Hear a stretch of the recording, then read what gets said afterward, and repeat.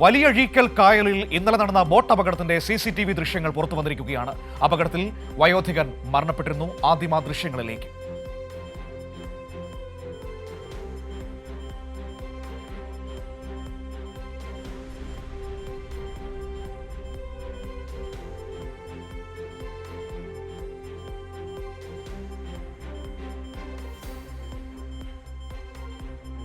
ആ ദൃശ്യങ്ങളാണ് ഇപ്പോൾ CCTV ദൃശ്യങ്ങളാണ് ഇപ്പോൾ നമ്മൾ കണ്ടുകൊണ്ടിരിക്കുന്നത്. ഷാജി, ഇന്നലെയാണ് ഈ ബോട്ട് അപകടം ഉണ്ടാകുന്നത്. അതിൽ ഒരു വയോധികൻ മരണപ്പെടുന്ന സാഹചര്യം ഉണ്ടായിട്ടുണ്ടല്ലേ? ഇപ്പോൾ ആ ദൃശ്യങ്ങളാണ് പുറത്തു വന്നിരിക്കുന്നത്. ഷാജി, ഈ ദൃശ്യങ്ങളിൽ നമുക്ക് വളരെ വ്യക്തമായി മനസ്സിലാക്കാൻ പറ്റുന്ന കാര്യങ്ങൾ എന്താണ്? വള്ളത്തിലേക്ക് ബോട്ട് വന്ന് ഇടിക്കുന്നത് നമുക്ക് ദൃശ്യങ്ങളിൽ കാണാൻ കഴിയുന്നുണ്ട്. തീർച്ചയായിട്ടും മനോ, ഇത് കായംകുളം വലിയഴീക്കൽ കായലിൽ നടന്ന ഒരു സംഭവമാണ്.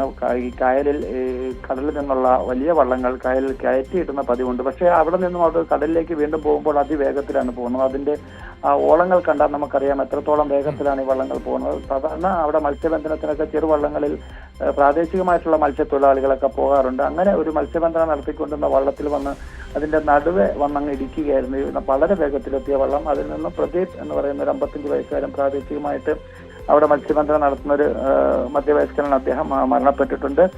പോലീസ് ഇപ്പോൾ ഇത് സംഭവവുമായി ബന്ധപ്പെട്ട് ഈ മത്സ്യബന്ധന വള്ളത്തിനെതിരായിട്ട് കേസെടുത്തിട്ടുണ്ട്. വള്ളം ഉടൻ തന്നെ പിടികൂടി പോലീസ് കസ്റ്റഡിയിലാക്കും. ഇത് അതിനുശേഷം കൂടുതൽ അന്വേഷണത്തിലേക്ക് പോകും. ബോട്ടിലുണ്ടായിരുന്ന അവരെ ഇതുവരെ കിട്ടിയിട്ടില്ലേ? ആ ബോട്ടിലുണ്ടായിരുന്നവര് പോലീസ് മൊഴി എടുത്തിരുന്നു. പക്ഷെ പോലീസിന് CCTV ദൃശ്യങ്ങളോ അല്ലെങ്കിൽ ഇതിന്റെ ദൃക്സാക്ഷികളോ ഉണ്ടായിരുന്നില്ല. അപ്പോൾ ഇത് അപകടത്തിൽ പെട്ടതാണ് എന്നുള്ളൊരു ബോധ്യം പോലീസിന് ഉണ്ടായിരുന്നില്ല. പക്ഷേ ഇപ്പോൾ CCTV ദൃശ്യങ്ങളിൽ നിന്നും വളരെ വ്യക്തമാണ്. നേരിട്ട് കൊണ്ടിരിക്കുന്ന രീതിയിലാണ് ഈ വള്ളം ഈ ചെറിയ വള്ളത്തിൽ വന്ന് ഇടിച്ചു കയറുന്നത്. അതിൽ നിന്ന് തെറിച്ചു വീണാണ് പ്രദീപ് എന്ന് പറയുന്ന മത്സ്യത്തൊഴിലാളി മരണപ്പെട്ടിരിക്കുന്നത്. ഈ മൊഴിയെടുത്തപ്പോൾ അവരെന്താണ് പറഞ്ഞത് എന്നതിനെ കുറിച്ച് പോലീസ് എന്തെങ്കിലും പറയുന്നുണ്ടോ?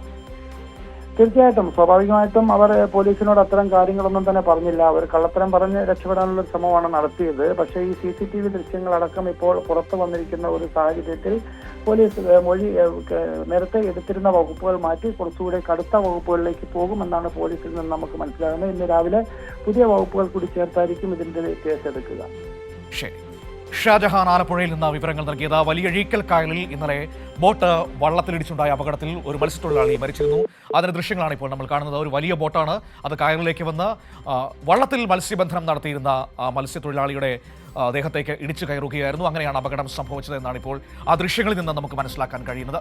വിവരങ്ങളാണ് ഷാജഹാൻ നൽകിയത്.